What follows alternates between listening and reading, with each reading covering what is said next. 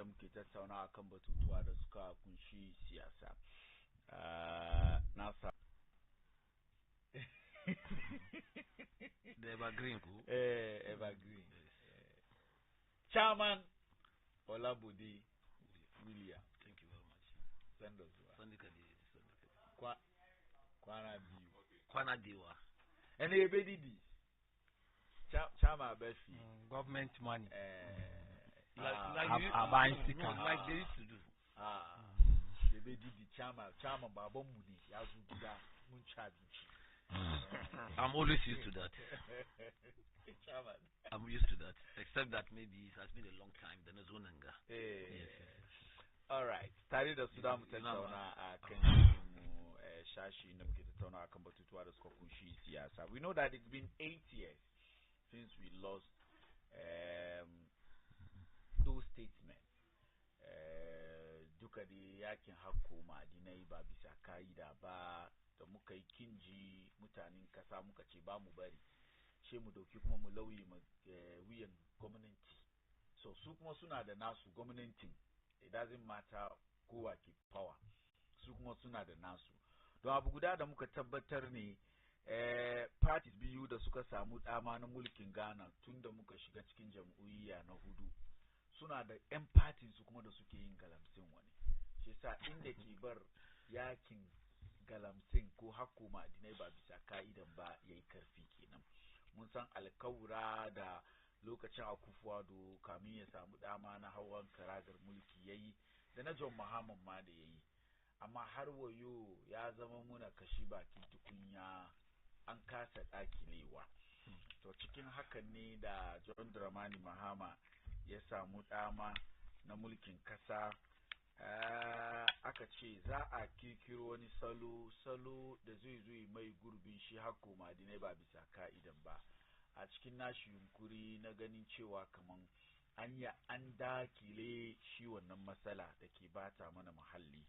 To cikin kenan waɗannan mutane 8 ministocin kasa, ma'aikatan kasa, 'yan tsaro suka dauki shi helicopter ko aka ake kiran shi somewhere in the Ashanti region in the Obuasi enclave.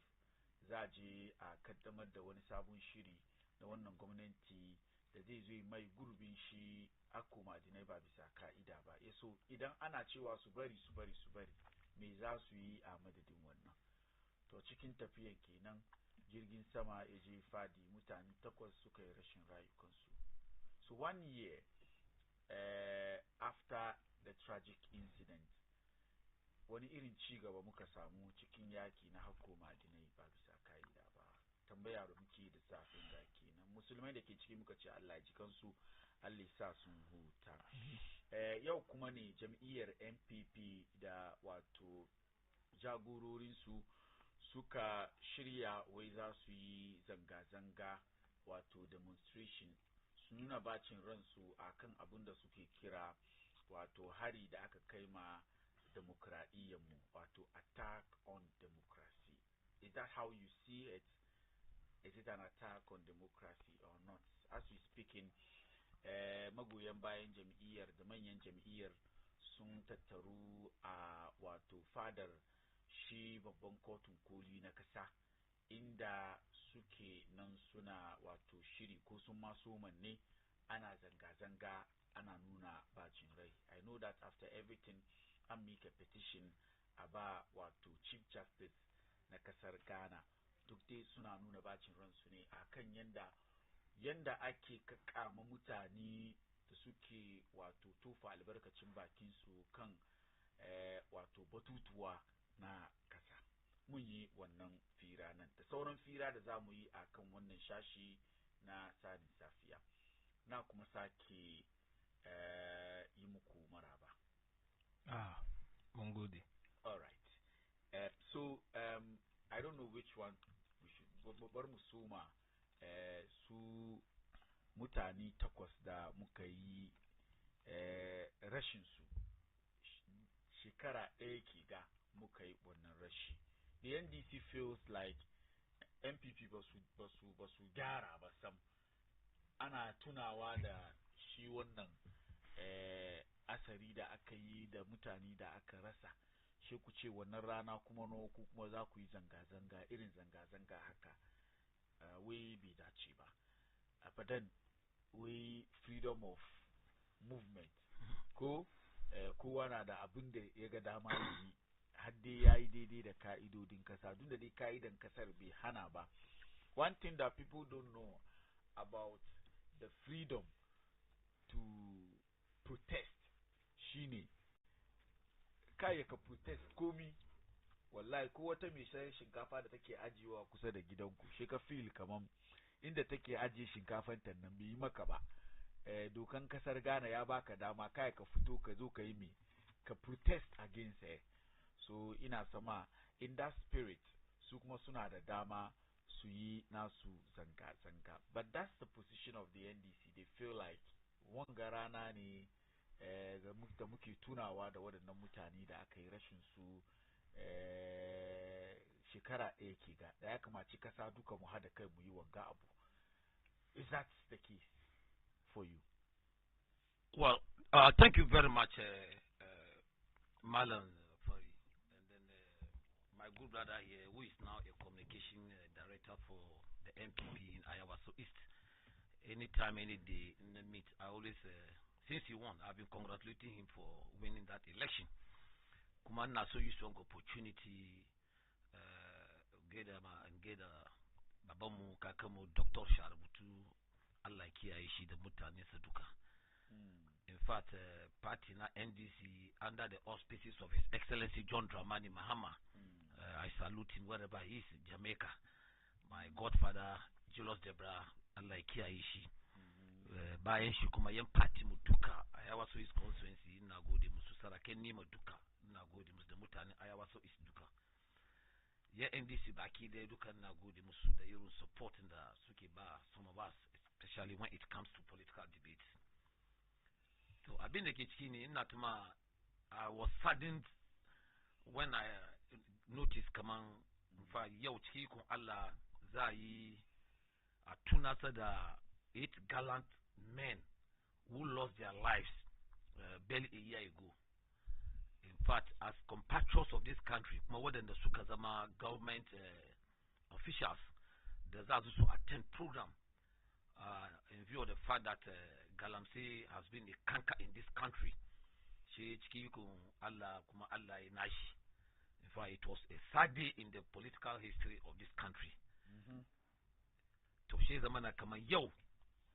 Government of NDC under the leadership of John Dramani Mahama and soon ayi wani intermemorial abinga services atunas da su kuma aikin da suka yi a kasan Ghana. Shi muka ji kaman MPP kuma za su yi demonstration, even though demonstration is not illegal. You have the right to protest, you have the right to demonstrate. In our constitution, demonstration is part of us. Because some of us come in the Nikkei not attend demonstrations more than because there's not any demonstration that won't take part anytime. NDC is demonstrating in this country. Kuma Bama NDC kediba na cikin kungiya kaman 8 ni da su Bernard Mona inda muka kafa so many demonstrations on better issues so that at the end of the day Ghana, our beloved country, will move on. So, command the MPP Scottish demonstration. Yo, she babu mamaki. Because their demonstration, one, cannot try the efforts of what we are going to do. No. But they have the legal right to demonstrate. It is a right. Amayo ache kama mulus mutani gallant, 8 gallant officials of this country. Which of course some of us, as family men, as people who think about the country and how the country can move forward, then we say we are going to demonstrate. It doesn't show anything concrete well about this country. Because as we are doing this to celebrate or to go and sympathize with our officials who are Ghanaians, who some of their even families are part of the MPP. MPP as a party should have risen that in as much as we are in opposition, in as much as we are not in government, but sympathizing with the families of those who are dead and gone should have been better for us to postpone our demonstration. But Who am I to say they shouldn't do? They have the right to go and demonstrate. Because not to look at Mos, there was look at Kufo. There was a problem of this which I was trying to research, but that's not right. But in fact, Atamos, may he so rest in perfect peace, have to postpone major events of the NDC at that time. We were in this country, and then the whole country supported the agenda. So that is the difference between the NDC and the MPP. I would have, in my capacity as an NDC member, supported the agenda of postponing the demonstration, so that we all sympathize with those who are gone, so that everybody in this country will know that, look, we are one people with only different ideologies. But it didn't happen. Well, MPP can continue doing what they are doing. Ghanaians are watching. Ghanaians know better. So when the time comes for Ghanaians to tell them the truth, I don't think MPP will say no. They don't understand why Ghanaians stand against them once again in the 2028 elections. So for me, I am praying. Allah, waɗanda suka zama musulmai cikin su, Allah ya ji kansu, waɗanda kuma ba musulmai ba, may their soul rest in perfect peace. And as much as we are Ghanaians, sometimes it is not everything that we put in politics. There are certain things that can matter. Once we are together, once we live in this country, once we understand that, look, policy is Rebamu, and somebody is gone, somebody have lost his life in churning the cost of this country, Basuna, MPP should have risen up in postponing their demonstration. But once we say well, we are looking at them. We are going to do what is supposed for us to do today, so that we remember the 8 gallant warriors who are going to fight in making sure, the Galamsey episode should be a thing of the past. So, Malam Fari, this is what I have to say in all. All right. Kai kuma da kake kallon mu kai ka turo mana naka sako 0553-683-010. Ali. Yeah, Malam Fari. First of all, na so use wanga opportunity. Gaida wayanda ke gida suke kallon mu wanga safi. Sannan na so gaida shugaban kasa mai jiran gado Alhaji Mahmudu Bawumia, insha Allah, former Vice President of Ghana. Da kuma matan shi Ajiya Samira Bawumia, wanda take abin alfahari mu mutanen Zango. To, sannan kuma ina son gaida constituency executives na yawa su East, electoral area executives, polling station executives, sannan kuma party sympathizers mu duka. Ina kuma so komo cikin gida gaida shi Rafanina, wanda yake the only political general in Ayawasu East, Chairman General kenan, kuma ina vie for regional Zongo Caucus coordinator. To Allah bashi sa mu kuma muna bashi support mu. Malam Fariki kuma muna so mu use opportunity ga mu gode muku da kai da crew kana Baina TV da wanga exposure da kuke ba mu kowane week, mu kuma muke samu opportunity mu zo mu educate, mu inform kuma mutanen da suke gidajensu suke sauraron mu. To Malam Fari, farko dai shin ce waɗanda suka rasu, musulman da suka rasu cikin wayan ga gallant heroes of the nation su 18 ga Allah ji kansu, kamar musamman honorable Murtala Muhammad. Rasuwan shi dai gaskiya ya shige ni sosai, saboda a ce yau mutum mai ilimi irin Murtala Muhammad, ilimin shi duka an tattara duka daji a sa cikin rami a kulle shi. Kaga ina da ciwo musamman ga almajirai masu neman ilimi, malamin su cikakken ilimi, saboda honorable Murtala Muhammad na samu engagement da shi ya fi so biyu, most of the time ya fi so biyu, kuma kowane lokaci mutumin da in ka meet shi kuna fira duka, in dai firan ku ya je deep, ya advise ka go back to school. In dai firan ku ya je deep, ya ce ma you have the potential, so go back to school. Ya fadi maka most of the time, ni Murtala, honorable Murtala ya fadi mina kanga. Even when NDC suna opposition,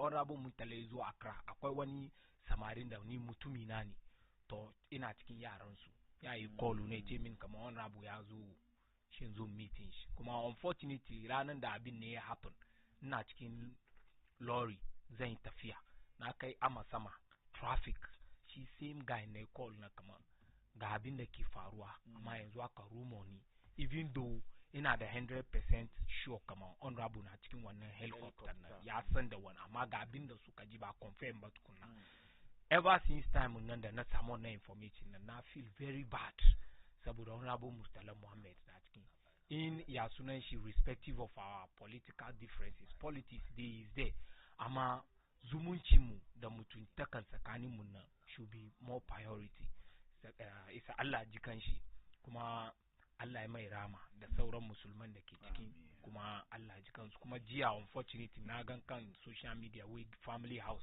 shi daga Tamale wuta ya kama jiya na gan kan social media family house da aka yi zaman makokin shi jiya 1 year after so ya kama kuma ba wai daki guda ba gidan duka ya ka duba video na is very very unfortunate okay malam fari da safin gade maybe masu saurare mu sun ga mun daure ja mun sa kuma baki saboda democracy in Ghana is under serious attack kuma as a party the New Patriotic Party the PNP NDP other political parties in opposition soon collate the good citizens of Ghana that's of two constituting Ghana ya Accra Greater Accra yau da safin ga su show concern su da damuwan su kan irin abubuwan da ke faruwa a cikin democracy mu na yau kuma kamar yadda shi chairman general ya fadi every citizen yana the right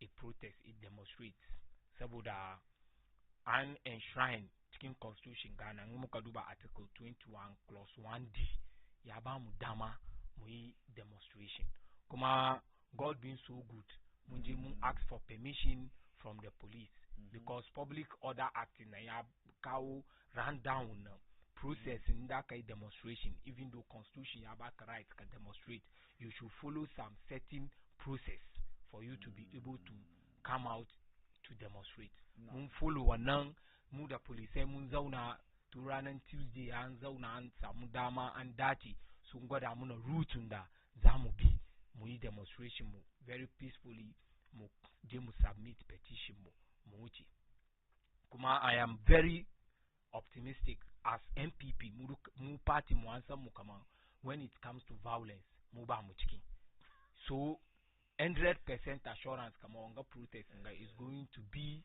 a very peaceful demonstration that mu exercise ya sunan shi concern mu abinda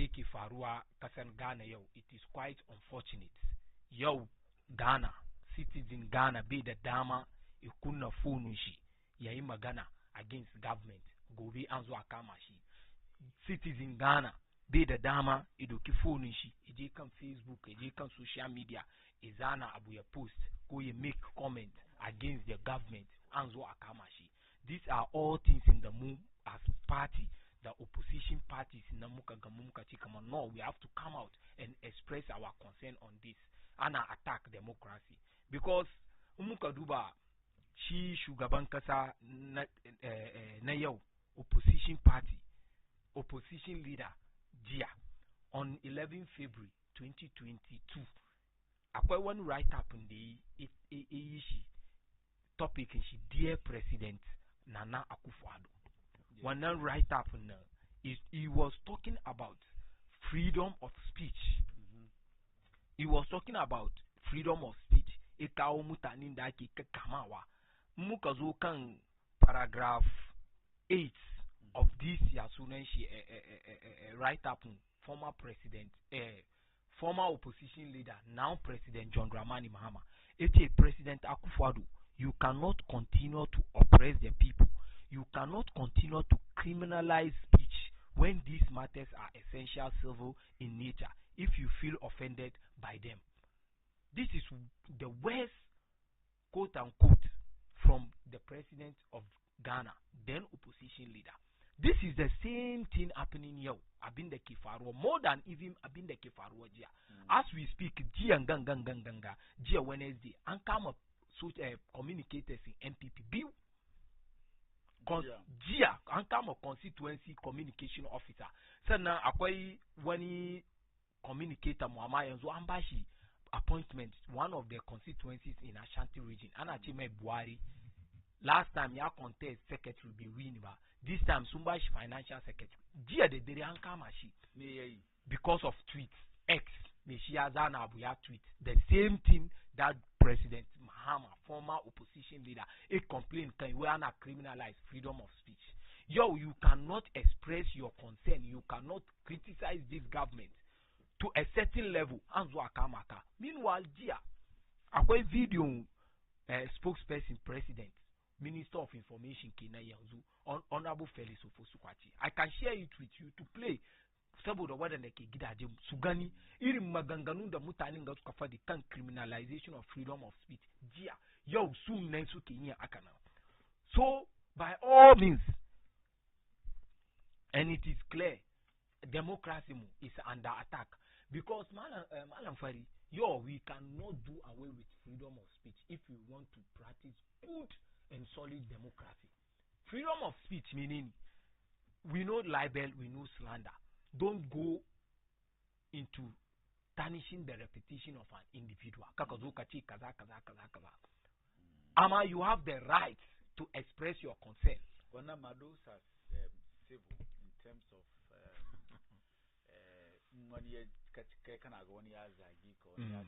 Malam Fari, they are not even criminal. They are not, but today they are criminal. Become criminal when your utterances, public peace. That's how am I young ganga tweet kawa Facebook comment when he pass. I don't know. But you should know if you are saying that Malam Fari. You know that somebody even shared a video on the president came magana the national security coordinator, but the Akaji president if they don't give me 150 million, I won't. So share. He asks who is the national security coordinator. As we speak, Ankamashi, Gia Akabashi bill almost 30,000. Share video. I thought spokesperson in the government, you have to also have bad explanation. So why they arrest? Why they arrest? Why? I'm asking you because I'm question. The video is a public video. No, don't worry. That's how I do my program. Okay. The video is a public video. The video is a public video. Yeah, the person even asked a question. Come on, 150 million sugar bank kasaki maganesh. I mean, I knew Rina Naga Commander Mishia Ba sugar bank kasan damani. After azo explain karmutani sudoki wani meaning ko wani understanding daban sai muka samu shi philosopher Ofosukwati ya fito zai gwada ainihin abin da kudin za yi da shi to don me saka jaka kama shi kuma. No, but I'm not let him finish because I have so many things. I'll respond to that. Very carry, then I'll come. I have so many things to respond. Malam Fari, there is no answer to this. All right, continue. Malam Fari, cikin magana Shirafa Ninanga, ya make statement, come on. Ya make statement, come on. Why MPP? He was very surprised that I will continue demonstration when 1 year anniversary these gallant heroes is going to happen today. In 2010, Atiwa by election, look at in the Muka Yasunan she late MP Atiwa, Honorable Kwesi Ano and Kama Yamutu. These NDC people went Anna Mokoking Honorable Kwesi Ano, NDC were campaign. Rally Sukakafa, Anna Mokoking late MP Kukakafa rally. So I was expecting him the way I researching look at him Kufuor Akwawani Abin the happen she President Monseka. You should do your research very well and tell us that incident in the happen look at him Kufuor the former late President Mills Eche Kaman no Baswe to continue the campaign the Sorons to stop. You should tell the people Sabodemi if Muna educate Mutanini. She so one neki gida kuma inyeji ya che kama look at him Kufuor Magabin de Faruma Tamus Eche Kaza. I'm telling you 2010 in Atiwa. Just this 2020 that day election, former president, late president, founder of your party, Jerry John Rawlings, Yamutu, couldn't stop campaign. But could stop campaign, but you people canvas. Yes, I'm telling you. Atamus, late President Atamu Siamutu, 6 months to election, couldn't stop campaign as the President of the Republic. Only some few weeks after Mon Atamu, that's all. I'm telling you. Yes, I am telling you. You can. I'm telling you. No, I don't want. I want to get not so flow. Can I interject? No, not interjecting. Yeah, you just did it. Okay, let's go on. So very flu because now Bakadama can respond to when Magana Kachi Berka. No.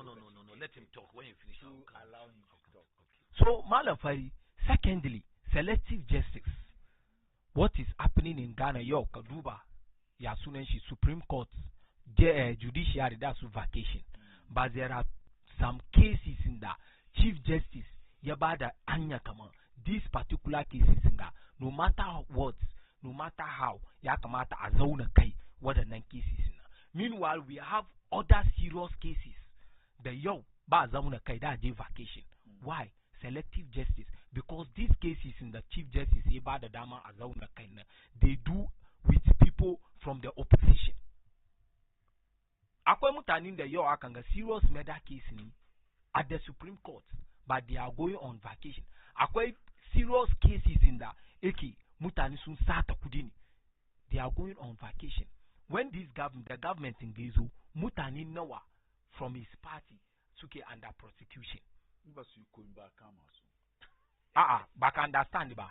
Mutane Gezo, before President Mahama Izo government, akwai mutane NDC in that they soon as well courts. In back Malafari, all these people, the only person Jachukwesen, Kasan Jachukwesen, she come file me nolly prosecute. Commander Chiri case. It's a command some a very case na Atimagana now. This so why so run now in the back komi Jachukwesen Yasan Kama at the end of the day is going to be vindicated. Case now, by one case, but is going to be vindicated. She say for the akana. Me say Sauron and the Akazoaka chief file way back so you call me back that the cases. Akwa one na sagleme. Cases in the band.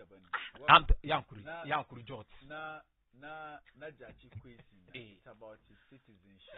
Malam Sauron number 2 corruption. Malam corruption the one. Malam Fari. Corruption, murder, citizenship. Civil cases, they are all litigation. Under litigation, sooner courts. Cases not do sooner court. Different scenarios, different situations, different cases altogether. Share government to Suezo kama she cases in non-duka. Ima a case in the government in Nazechi Atira Buga Ayar. As a government in the is not on selective justice. She need case in Jachukwesi. It's about citizens. Is it about the government or the judiciary? It's about the government. The executive. It's about the executive, the government. Look at in the NDC judiciary, anonymous FC. Is it about the government or the judiciary? But one judgment in the day from judiciary service, Israel is not favoring them. They will let the Ghanaian people know that they are under the influence of President Akufo-Addo. Then, so you, that's what is not about the government. And follow cases and then the way cases can go. If mutanin kakasan kaman they are clean, they are not thieves, they are not corrupt. Bakachi achiri cases in suna to an extent of even giving them positions. What are you trying to tell us? Share what and your chamaun to me. From my own point of view, now the strong belief kama chamaun to me is a political prisoner. Chamaun to me, lefin da akachi chamaun to me ai. Ara yo akachamba 20 years. Akwai national organizer NDC, Honorable Yamin Joseph. How many years kina? Yanzu akanganga. It matters, Malam Fari. Abin desa na ce it matters. Muna muga Attorney General yazo ina bada brief ya sunan shi briefing cases in da aka investigate da sauransu inda aka kai. What is stopping the Attorney General from briefing the public? Kama ga inda Malam Fari wani da gidan shi an zo an brief mutane aka create impression kamar mai shata ta kudin Ghana ne sai gidan nan ba da aka je cikin courtroom is different. If there is nothing, come and tell the people of Ghana, come on, the investigation da muke ma Joseph Yami. How many years you take aka investigation kan to me and akunta mine? How many? 6 months. 6 months. But 6 months. To me ya fara tun lokacin ku. An kai untumi as soon as she professor. Case in untumi nga Malam for the count 4 charges in the aka charge untumi to kakabash 20 years in Nanduka. It's not about Galamsey. Nka read judgment Nina sometime. Kagan case in said in Amtamakulu 98 pages. To kana read in a come phone na judgment in Chama untumi na read in a come phone na judging the bad Chama untumi. It's not about Galamsey. It's now good. Thank you. Chama to me 4 charges in the Akabashi Duka. Yadu Kikwe concession. Yaba one. Yo Malam Fari Nazwa. Basabo the the impression the Aka creates in public in Ankama Uncle Chama to me, Sabo the Chama to me na in Galamsi. Kumatkin judgment in a judge in the country categorically clear states that fact. Saboda mine a na goody. Who said so? Who said so? John Dramani Mama, we are not going to hunt the Galamseyers. We are going to hunt the kingpins. And in your party, even Chief President Muhammad Atanshi attests to the fact. No, has it not always been the case, Kamamba? Nda yakin Galamsey. An kama wani yana Galamsey. Ana neman wa kuma ya baka kasan. Kasa kai Galamsey. She wannan ya baka kasan nan. Chama to me ya legally e karbi kasa concession shi. Kuma fortunately by lokacin MPP aka ba Chama to me concession ba. It's on record, you can do your research and see. Ba lokacin MPP aka ba Chama to me concession ba. Lokacin previous NDC government aka ba Chama to me concession. Chama to me ya ba shi kasa for me reclamation. For reclamation, that is what is on record. For reclamation, that is the reason why Honorable Esquire Atachia, you file application. Come on, I stop. Judge.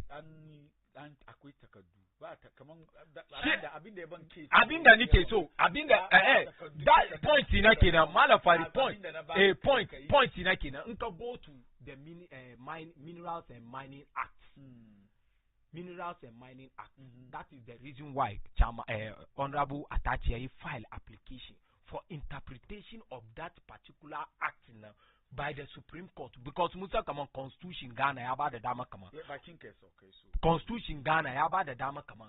It is an issue is over to interpretation of any provision of the Constitution. Supreme Court kaweki the Dama one. She said Tama Attache file one application and sabodemi Mining Act in ya states kama mutumbaka yakaba one concession verbally without any written document.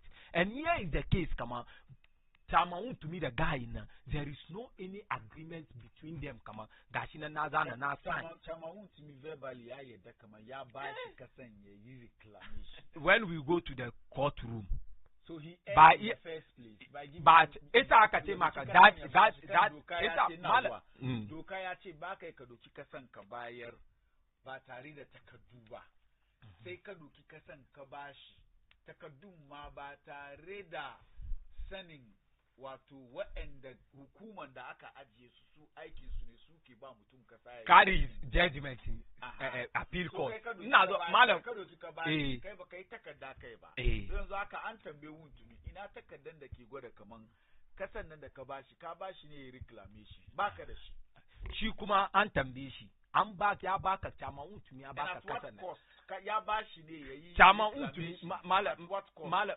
malam fari Chama to me an tambaye shi kuma gayin nan.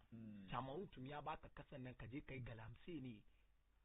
No, Chama to me bai bani kasan je in aka gayin ya ce. Sure. If you have any different view, you can debunk it. Kasan gayin nan farko an charge shi da Chama to wanda kake gaya wan ai baka prove ba. But malafari if you ask for a proof na yan baka. No, I can. Na da ke. Don't worry. chama untumi kai kace ya eh be chama untumi be bashi ya je galamse bai bashi ya bashi ya je yayi me reclamation haka gayin ya gaya malam fari baka duba court ya kulle untumi malam ina zuwa ina malam fari let me make my point kede bari let me between the attorney general the guy there were certain admissions that were made like shi wannan mutum da kanshi ya yadda kaman ya zo ya yi witness ya ba kasa ask me ya yi witness ya ba kasa kaman lalle wuntumi ya ba shi kasan ne ya yi galamsi da shi aka shi da wannan aka saya aka kulle wuntumi ina malam fari kaga bari malam fari ina zuwa kaga magana da kake faduwan ganga that is where the selective justice comes in ka read judgment in appeal court kan sedinam kasan high court ya sai kan ya sunan shi evidencing da financial director Maslock on Madam Sedinam kama akwai kudi 500,000 da aka kawo da kuma da shi back to the account of Maslock da Madam Sedinam ta karbe shi cash daga Bachona filling station. It is in that judgment. But da aka zo appeal court, for that evidence, an karbi evidence is in record, but we may charge sheet because of the charge sheet we mistake yazo can charge sheet then she has been acquitted. She is clean. Madam Sedinam but sata kudin Ghana ba she's clear. Ya kai mistake kai. Yo na high profile case na is Malam Fari. I'm not in any way saying that judgment in that when I need that opinion and I express it here. I have some opinion in that. We cannot go on that tangent. Kasadam Kisomu fight against corruption. And I'm happy that the Attorney General we are Akuma Saki Tuba. Oh my so Mujira Wananku. Baru Chamal Olabodi. Thank you very much. But even before that, okay, so there are some messages, plenty of them, but you come. Well, Malam Fari, thank you very much. I thought we are here to educate the masses, but not to contradict ourselves. My brother, Badala, Honorable, sitting here and telling the whole Ghanaian population, come on, today's judiciary is not doing the best. What are you telling Ghanaians? What are you telling us on this table? Cousin Kenewu, he was jailed 10 years for inciting violence. Wow. For alleged inciting violence in this country. Wow. One of the journalists, Kenewu, Yazwai Magana, who jailed him? And Akufado's regime. He was jailed 10 years, and later he appealed. By the appeal, after 4 years in this country, in 2024, he slept in BNI office for I'm telling you, Akaki Kinish. He's a citizen. Working for which? He has his own private ability. Then 39. So what did he say? Please. No, wait. No, he said Akufado's government is not clicking. Chama, that was what he said. Chama, let's relax.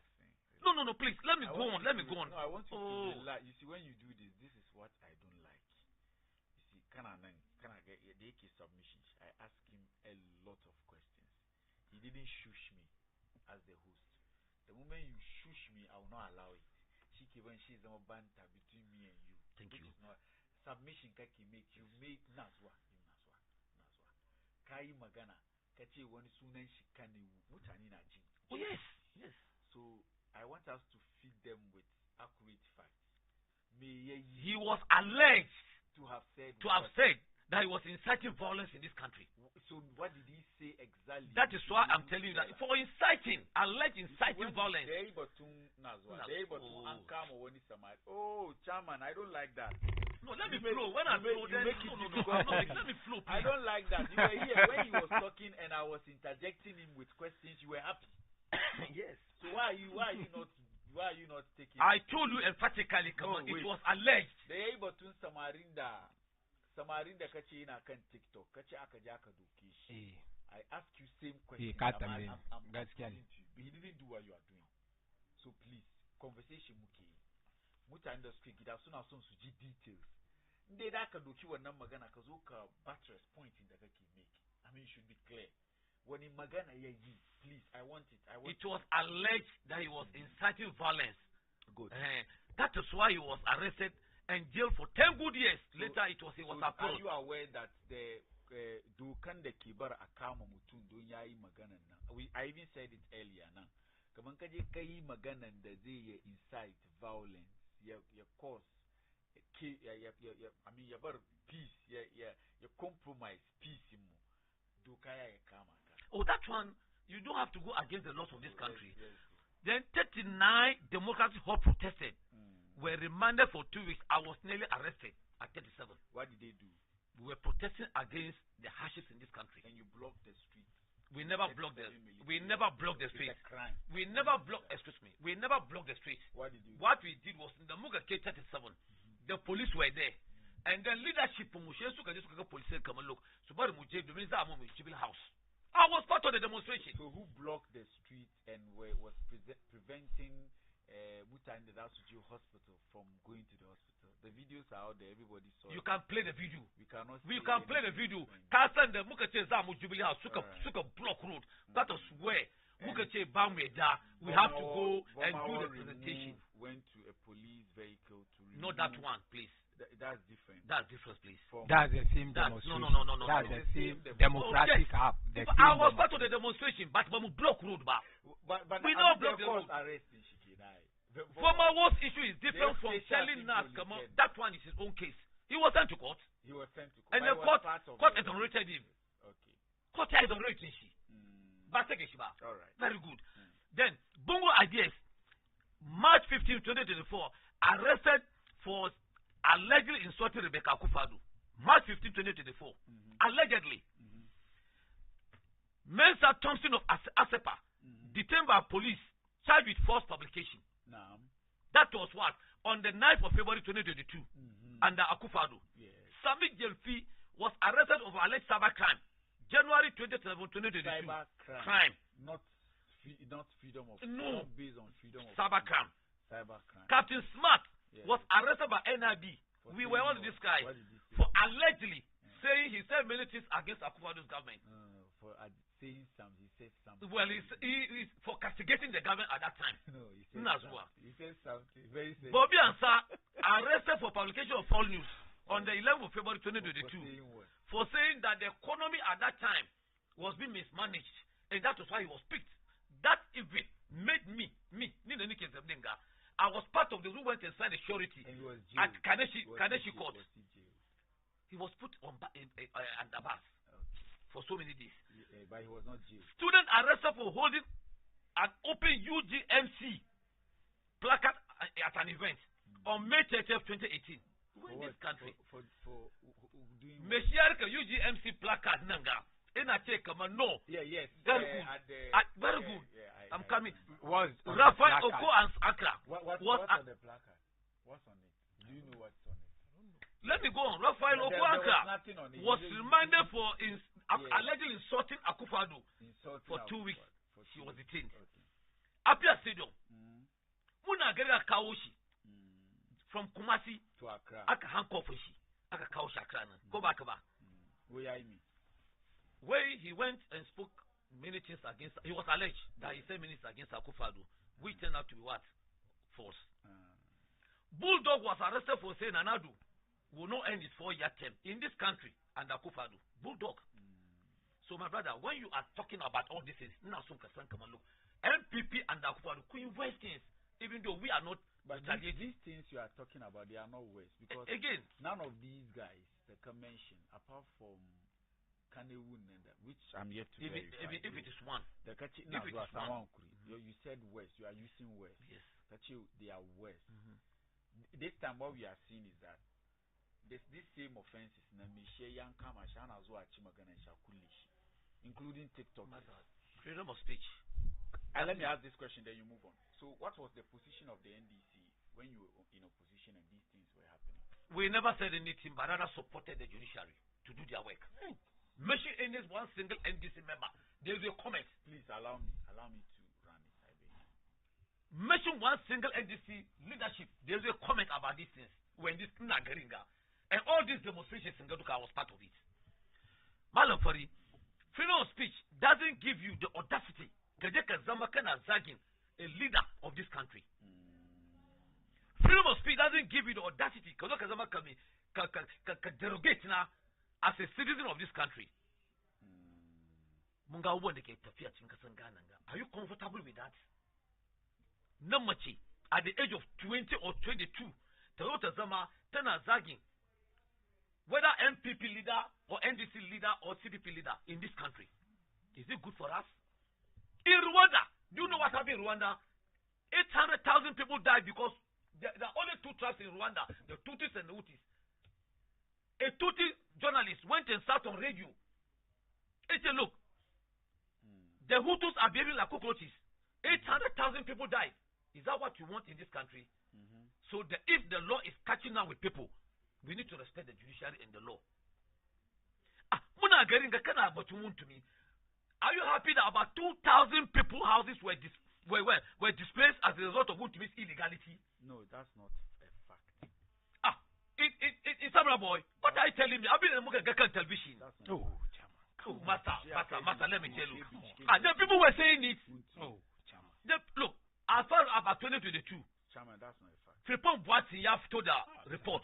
It's a Wuntumi is doing illegal mining, which is calamity in this country. John Jinapo, Nazua, John Jinapo. So am I not speaking the fact? No, I'm asking you. Mutani Gary Sulusuna Gamuna Kaman Wuntumi should have been jailed more than 20 years. That one, it's just like you sitting here saying it. But no, there's no fact that I am not from Samra Boy, but the people there were saying it. Our interviews on Joy News, Mungari Live. That as a result of illegal mining, which is Galamsey DK Wuri. Kuma guy in the Keke Magana Kaman, Yache Kaman Wuntumi about reclamation, Kokaza. What was the agreement between she and Wuntumi? What was the agreement? So, my brother, when it comes this way now, let's talk national. We should be nationalistic. Even if NDC today is doing Galamsey and somebody is caught, he should be sent to court. And Kakao Batumi national organizer now. Look, I'm very happy. The next decision I'm gonna Shikarinja. Well, look, for the first time that's if too, in 1 year, any evidence against him, they should go to court. He's ready to go to court. But Kai but Magana Farku Kachi look at in the NDC opposition. Yes. But one day it's about 2 years, but Kami Mutani Daki. Kachinga Kuani Mugada. So okay, mention the name, then I'll explain. Mention the name. Mama was not talking about the illegal man like about the NXO. Very good. Very good. Shakanashi. Very good. He's a Wankasa John Dramani. He was very, very vociferous on that. Very good. But he said it on a number of occasions. That what? Kamang Abinda Kufuadu Ki Kami Mutani Nambi Kyo. Sabu the Shima Kira Mutani Ghana mu change government. Ishi Yazu Nabubi. Very good. She's an attempt Kali Safami Day Wakachi Anyi Lokachin MPP. So is MPP the standard? Whatever MPP did, NDC is doing it today. When we tell you stop doing what you are doing, then you tell us MPP too did it. So MPP has now become the standard. I made mention of that. Now make mention come on. We are not retaliating. Because you said you can Nanganoka Gam Zunga come on. But when you buy NDC, they do is which Abinda Kufuado Kina be the kill. You rather to the court should deal with them. Mama made a clear statement. No, Mama President Mama made a clear statement. Mama will be the kill. Mama made a clear statement. Come on. We should allow. President Mama made a statement categorically. Yeah. Now look, we should allow the judges to do their work. Oh, he said it. He said it even during our campaign. I was on a podium when President Mama was saying all these things. I heard him clear. We heard him. As compared to today, what is happening? Should we allow somebody who is just 20 years or 18 years? Castigate the leadership of this country. Look at him, Mahama. There is no single moment that any NDC person, Magana against these arrests, they promise Ghanaians a better democracy. Alternatives. A better democracy. Yes. Well, if Mama says so, well, you are not telling me But so no, I don't know. But then na so kasani come on. You just told us come on baka taba ba taba. So that is what I'm saying. I've never heard Mama saying that. So I'm telling you today that President John Dramani Mahama ya condemn Abu Bonda Kalisa Fanka ya condemn. Well, if you promise Ghanaians come on years old she be come kuwa we don't very good. Magana. Very good. If so Mama, why is he arresting? If President Mama says so, well, for me, I've never heard it. So why is he arresting people? Why is it Mama who is arresting them? But Mama made us believe when he was in opposition that when these it is the law that is catching up with the people. So today is the law. It is the law.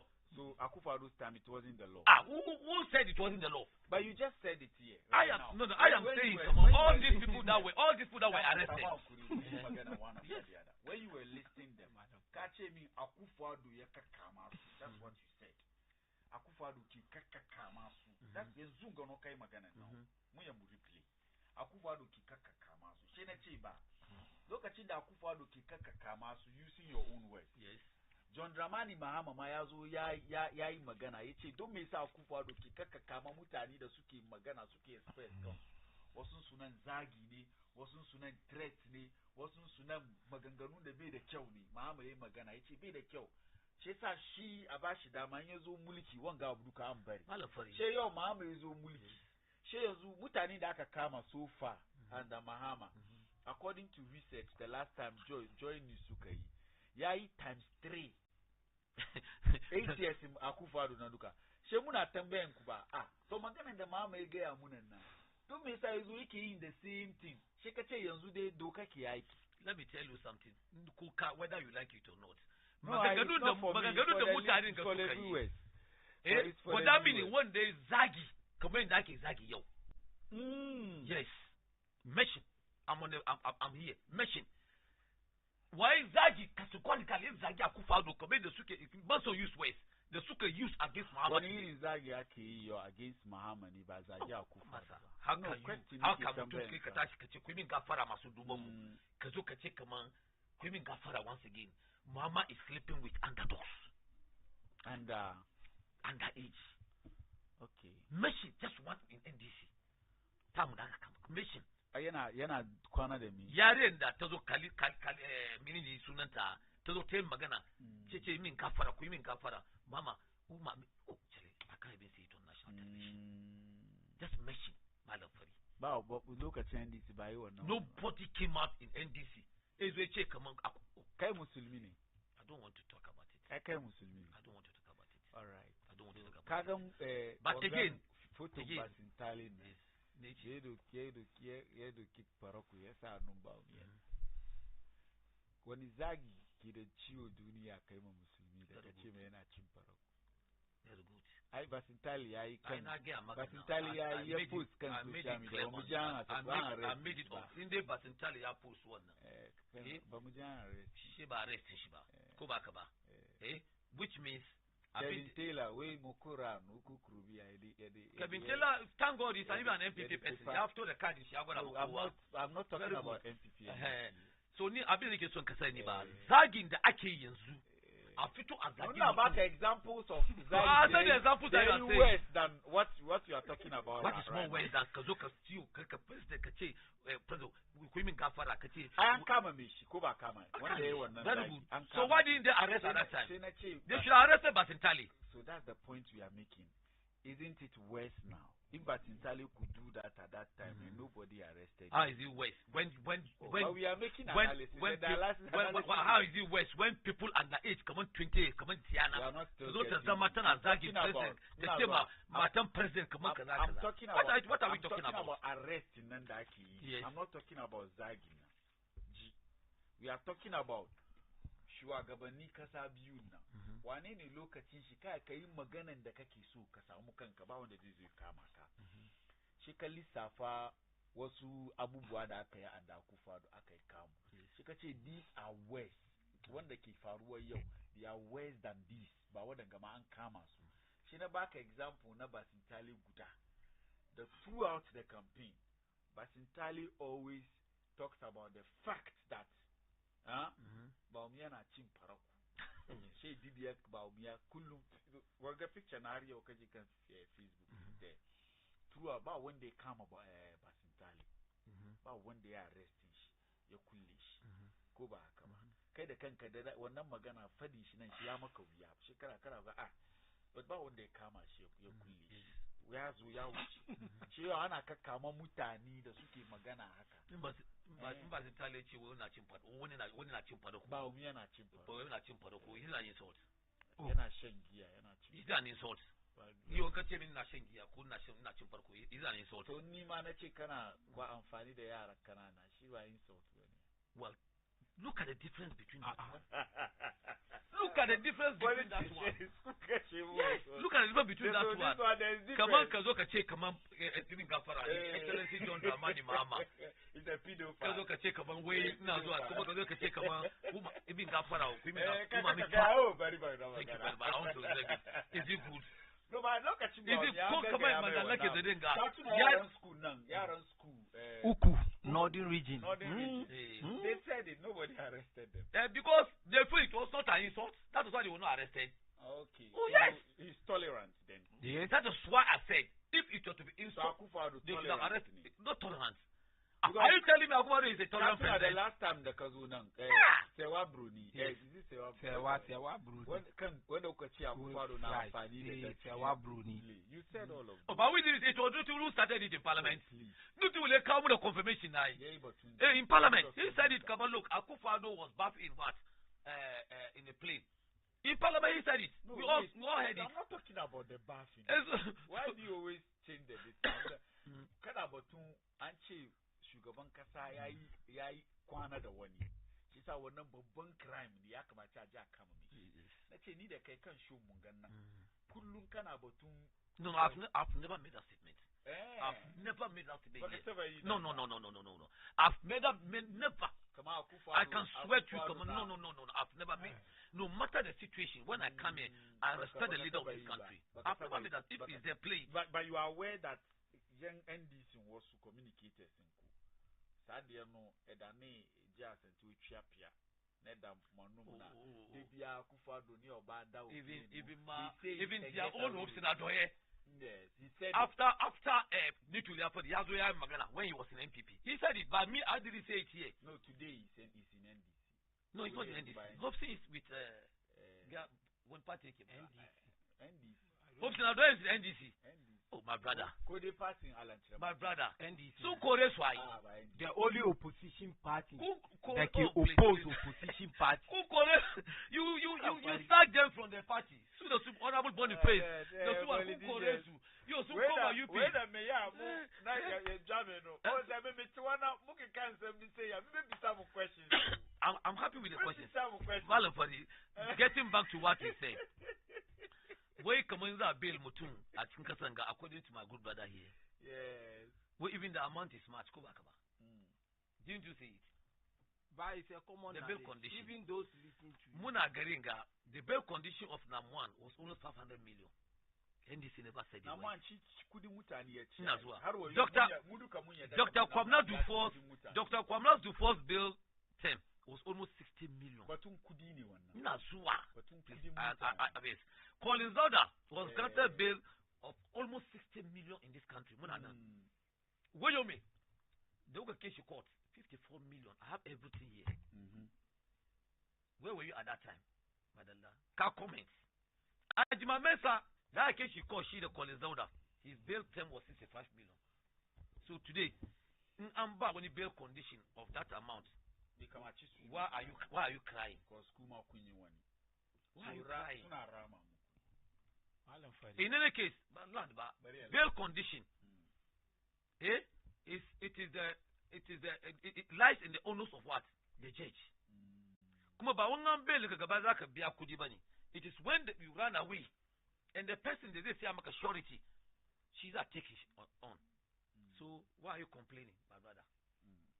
Just 15 million that can buy on the bill. Kuna kara, kuna magana, kuna kuwa, that could demonstration. Wasting people's ears. Kuna sunku down mutani Ghana. When today we are at peace, Ghanaians are enjoying the fruit. About 68% of Ghanaians they are comfortable with this government of His Excellency John Dramani Mahama. After who mismanaged the economy. Says when he research. Oh, Musa Dankwa came last year. Okay. The person that took it taught in she. Some of them came back later. Suke praise. I heard Mr. Kasabodi some time ago. Musa Dankwawe about In that, some time ago in the Magana, the Ghanaians Mokodelia are happy about this country. So, what is your problem with your mama's administration? Yo, Muna Gamu, come on. You mismanage the economy. Kunche Muna Kunka Bamia, as who knows much about the economy. In the end, he came and mismanaged the economy. Everybody, you Ghanaians, so can stabilize. Today, Outforcing is putting things in order. All right, Outforcing is putting things. One now is Sunenshi Alaji Hamza Pig Farm. We have Assalamu alaikum, my brother. May the soul of the 8 who died in the helicopter crash rest in peace. Allah Almighty grant our beloved brother Hajj Muntala Muhammad and Hajj Muniru Jannatul Firdaus. With my greetings to you, the hard-working chairman Olabode. I wish him well, and we are behind him for victory. He's winning hands down, inshallah. So, Chairman Olabode William is looking to become the next Zungu Caucus coordinator for the Greater Accra region when Huruya vacates the seat. Huruya is now going national. And I have the greatest respect for Huruya. Yeah. He has done well. So Olabode is the right person to take over from him. We from teacher constitution, we are more say our democracy is under attack. Sure. This demonstration will expose to the whole world that what is truly happening in Ghana. It looks like JDM and the NDC are trying to bring back a culture of silence, but we will resist it. The so-called 24-hour economy has now become 24-hour arrest. Political persecution has gone too far. All Ghanaians must join the demonstration today. Greetings to Honorable Mavisin Kansa Boedu, Asanteman Koka, and Honorable Sampan. Ali Baba Medina, we in fact under the NPP Godfrey Dame ambulance trial appeal court rule in favor of Honorable Atforcing. Democracy is working. Under the NDC, Honorable Dominic Anyini Maslock trial appeal court rules in favor of Sedinam Tamaklu. NPP says democracy is under attack. In 2024 under NPP, Ibrahim Mohammed, NDC organizer, was jailed 4 years, over speech. Democracy is working. And in 2026, under the NDC, Kamila Al-Hassan has been jailed only 1 year over speech. MPP says democracy is under attack. In 2024, MPP Jubilee House is a security zone, so no demonstration, and democracy is working. Today, 6th August, MPP on demonstration at Jubilee House with democracy is under attack. Truly, Dr. Nkrumah Demilfa Due for suffering under this hypocritical UP tradition as Okoto Enwanomada. MPP never again. Honorable Julius Debra, Chief of Staff, I salute you. Ali Baba from Medina. Salamu Muhammad, we tell Chairman Olabode, nobody care about their remembrance of the 8 who lost their lives. If they want us to join them, they should not only remember the 8, but remember every single Ghanaian who lost his life tragically. 2 days ago. You keep Flatechiman during the election. 2 days ago. They are not more Ghanaians than others. In Techiman, 8 people died. Lamin Adnan, the NDC can do their funeral. We will also do our demonstration. Oh, go and do it. Nobody will hear you. Go and do it. The NDC is this disgraceful party and very hypocritical. They should not forget that power can change at any time. In 30 years. We shall do them exactly what they are doing today. One away, Salamu alaikum, Malam Fari. Greetings to you and your guests on the show today. Solid submission. Yes, today is exactly 1 year. But tell Chairman that he's in pain because we lost 8 prominent people by his wearing white. They say we should wear white for the celebration. Which clearly shows that he is not ready for what is going on today. We are doing celebration. So it's a celebration of life. It's a celebration of life. They don't know. Life, so you see, MPP complicators should learn and read. Can wear white. No. Malam Fari, Are you the host? And Malafari, you are laughing. Is he the host? Oh, he's the host. Malafari, Najidadin, the way and the Kuka have one short interaction with the NDC government spokesperson in the house. Kaka exposed loopholes in his Yasune. No, let me in his submission. Malafari Yozagi, Yankuri Chairman 2008 came constituency me in Ayawasu East. Chairman? No, 208 secretary, right? He is the secretary. That's the director of operations in Ayawasu East constituency. No. I was he's an administrator. Okay, I don't know your structure, but for we structure second constituency secretary, she the head of operation for MPP. So I don't know, but it's not your problem. No, then that is why you lost miserably. In his party, that's how they do. That's Madam Fari in 2008. Kache we your 1 year achieve with your mama, His Excellency. Ya kwana ina kwana da yara zagini. In 2008, ku NDC kuka lead mu wana lokaci muna muni yara kuka ba mu wani waka mu yi kan kufuo ya ci mami da kunu kufuo ya sa wando mata. No, I'll tell the people to know what you people did. Kufuo ya ci mami da kunu kufuo ya sa wando mata. Chairman ba zagi bane. Sakaran jiya no, let me talk. Sakaran jiya in 2024 ganga. I say wa broni, magana say wa broni nga. Almost all the communicators, and I have 100% sure. Come on, okay, you will do that. Come on, no, please. Let me talk. I'm coming. If you have the network, I will withdraw. Look, I'm your. I know. I'm telling you. You got similar respect. No, you can't. No, see, my brother. You see the attack. He should withdraw it. You see the attack. No, please, no. Let me make a. We should respect the viewers. No, please, no. He should withdraw that. Me not find that withdraw. I'm saying, I never use that word. Let's say about in 2024, issue Dezo Kambatu Sewa Bruni. Almost all the communicators in NDC, Duka, sooner emphasize Kama Akufo-Addo na have intimacy. It's a fact. So when we draw then he Kaka Batunwe Yasuna Shibungo idea. Bam Kirama Chairman, be fair. Chairman, be fair. Catch away bongo ideas. You are honest, don't go cause coordinator. So actually to attack me. I didn't attack you. Chairman, let me make my point. Chairman, very point now. Malafari, bongo ideas. One time, see what bongo ideas did. Akufo-Addo is a 73 birthday, Auntie Rebecca. Akufo-Addo is a tweet. Happy birthday, my beauty Rebecca Akufo-Addo. This guy bongo ideas is a comment. Come on, happy Ezana Wemi. We're 73 years, but she has no child for you. Trophy wife. This is what this but guy. This one doesn't. It cannot warrant.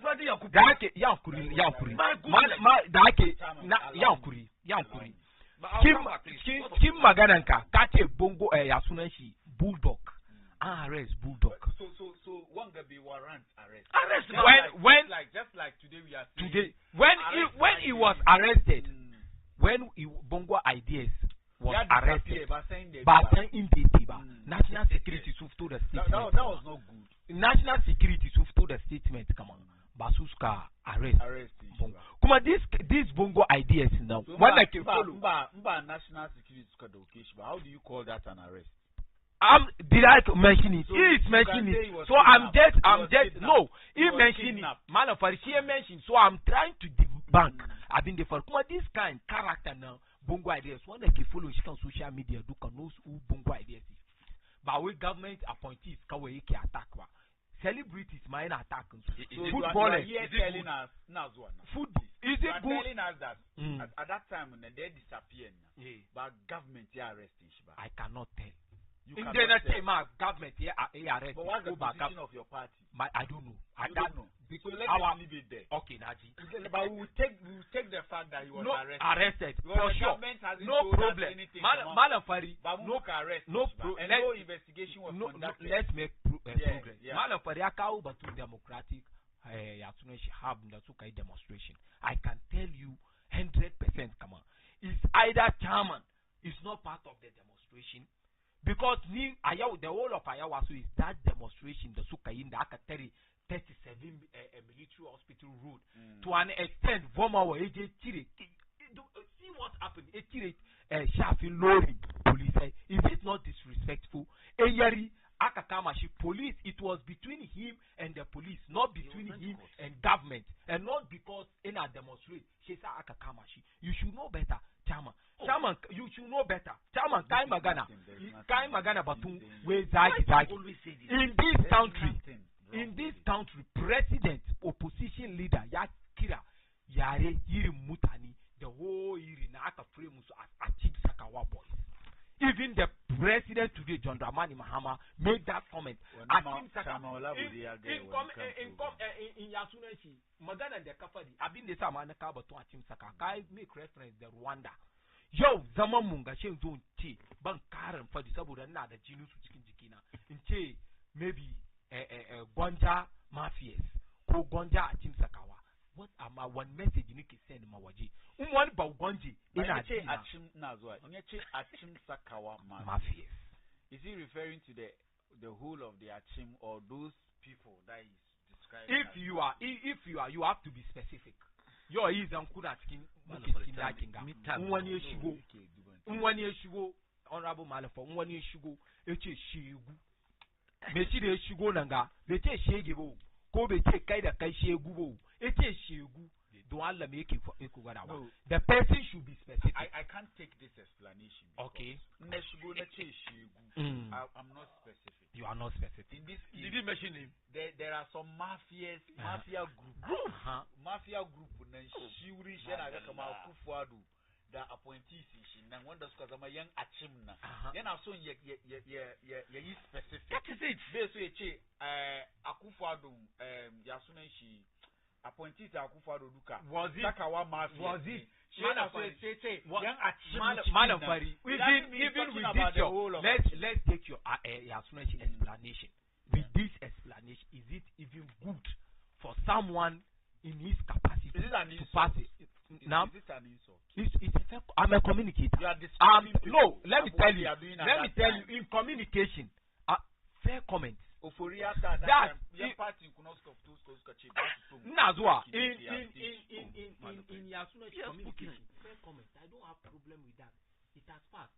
Your Garinga, Sua NDC, Kumako chairman, can say to that fact. Sua NDC allow him. Sua NDC keche mama kariati. Baumia na goody. Baumia taba fuwa make case to call somebody where I if Nazwa Takarangianga, Speaker of Parliament, ya promise is Sheikh Sharubutu Kaman before Parliament Suji break and pass LGBTQ. And pass. He doesn't even know. Yakuba Abashiba. Do you know that when I'm passing now, they are coming back to Speaker Kwash. Yes, I am today. And I give Yasuneshi advertisement in that Yakamata to pass one and bill before Suji vacation. Yo Muna Garinga John Dramani Mahama, a promise Greater Karakata sword Hope City in 2015. Hope City. And when I'm projecting government. Private individual. Private investment. It's a private, it's a public. You're about politician that they make promise. Not about make one that case kindakinga. If you make a promise to somebody and you couldn't fulfill it, doesn't mean you are a liar. Na ina ma alkawal malam fari gobe na baka tensi. Me ya kurike da kake magana ai ban damu da baka tamba. I have a lot to also say. No, yi magana. Na yi maka alkawali kamar na baka tensi gobe. Malam fari maybe ni man na expect one day ba ni 100 CD ni. And me shi be ba ni 100 CD number. Ya dan ya fulfill ma. Alright, okay, so inde batun dari za ce waye batun zagi. She said, I'm West, I'm Kaza. Chama, when you are doing your research, you should back it with evidence. Not send my video. maybe baka gani ban da ce a play video na mutanen da ke duba mu su ji abin da Felix Ofochu Kwati efa di jiya on criminalization of free speech and what you people are doing today. Don ka make reference kama lokacin da ake kama wadanga mutanen ga duka ba cikin mutanen ku duka ba wani government ya sunan shi ba wani mutumin NDC da ya make ya sunan shi magana banda ma John Mahama president chairman ku a sai du nke ya kira President Akufo-Addo dictator. February 11, 2022, dictator, autocratic Akufo-Addo must end attack on free expression now. That time, no. So, chairman, you know it because Yandaka self-acclaim, you are the longest chairman, you are Kazaka, you know that. As an experienced communicator, Kasan, this is the sound of your party yesterday. So you should be fair to our viewers. Kagama viewers munanka ma jia abinda muke yin yonga nga jia ma da aka yi muna mun ce bai da kyau. Then you set yourself free. But right. See, that is somebody question how difficult you are feeling to express yourself in this Yasunan situation. All right, Malafari, I am sad this morning. You are sad. I am totally sad. Why won't you? And disappointed this morning. Why won't you? Your government are taking our democracy back. Why won't you be sad? Why won't you be disappointed? I've been in this political game for almost over 31 years. And you don't know that your people, and you don't know that your party, you see, your party are taking our democracy back. You see, and you don't know that your party is taking our democracy back. I'm telling you. Give me my respect, please. I've been in this game for 31 good years. I've held various positions, and I'm still holding position. Yes. That is why His Excellency John Dramani Mahama saw something better in me and appointed me last year at the National Sports Authority. Because he knows my caliber, he knows my pedigree, he knows what I can do. Again, my good brother Madalla, let's educate the people. Muna Garinga, Martin Dr. Bomia, Samira, that's like John Mahama. We were in this country. No, it should tell us. Allow me to talk. Okay, Naji, sorry. We were in this country. Your own Dr. Bamia went to Palugu and told the good people of this country, come on, Palugu Dam has been constructed. Only for Asempa journalists, are you sure? Not no, you one block my back. So if somebody, please, allow me to talk. To make progress, you have to tell the viewers. See, as we sit on this night, as we sit here, give me my respect. I'm your uncle. You mentioned Aja Samira's name without Agim Mahama, His Excellency. I am. I've been a it is not palatable for me to say it. I will say no.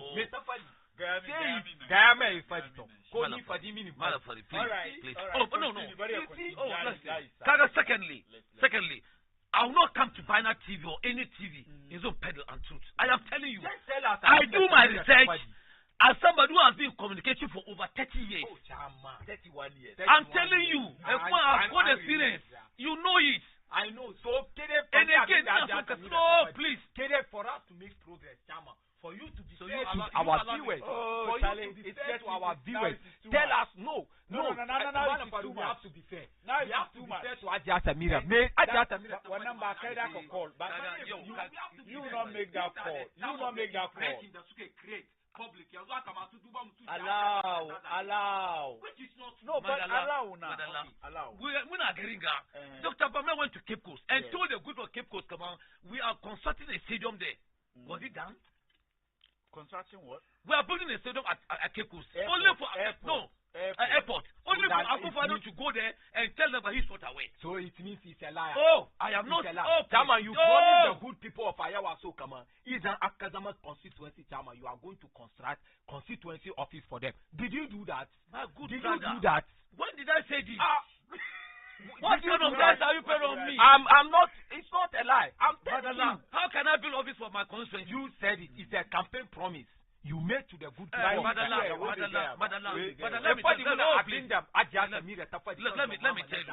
I know. Please, let me talk.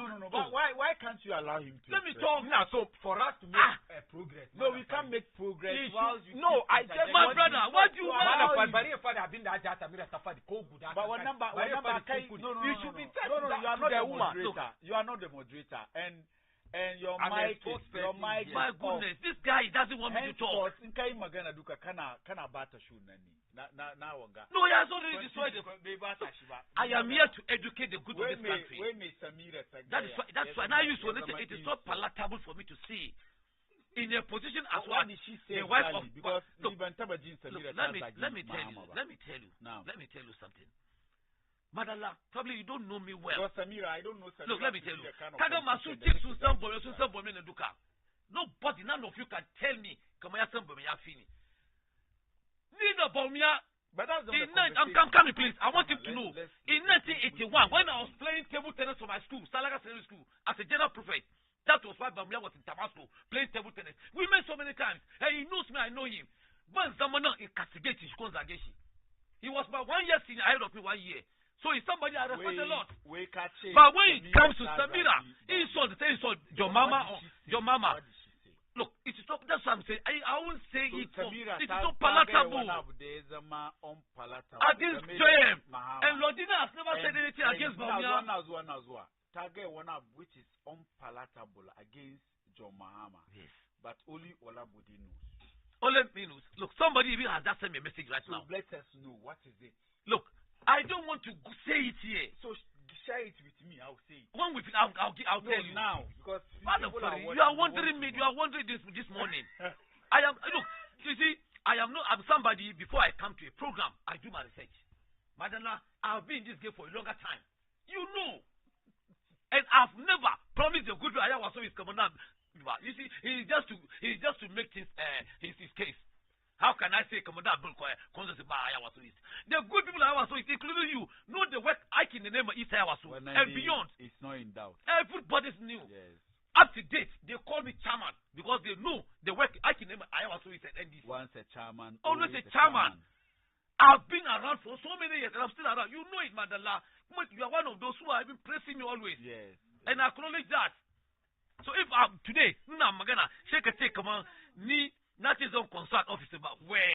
My brother, I've never said it. So when I saw advice, Madala, please, Madala. But you don't have any evidence to prove. I can prove. Where is the evidence? Did I say Now prove evidence. On one condition, I'll give you the evidence. But we move away from that. I have interest there. My good brother, Madala. Today I'm surprised you are attacking me personally. No, call me an uncle. So you call an uncle outside and come here and attack me. He doesn't practice what. My brother. But anyway, you see, you are now a communication officer, and I respect you for taking that position. Now advise you calm down, because I know opposition is like a hell. He's in hell. It's a hell. Opposition is like a hell. Because they will continue to be in opposition if this is how you are going to always come and debate. Let's debate on issues. That's why anytime I come, I have my papers here. Opposition, no, but opposition is like a hell. Because what we are doing today, what President Mahama is doing today, I am telling you, come 2028, whoever go with your mama and this cow, Bamia cannot match.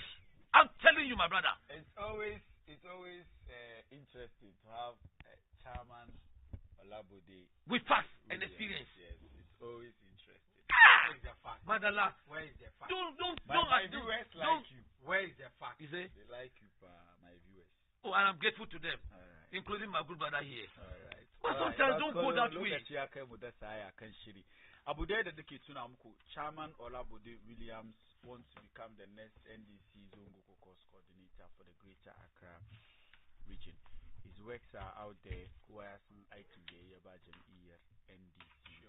So he's looking for that opportunity. So he will continue hiking that.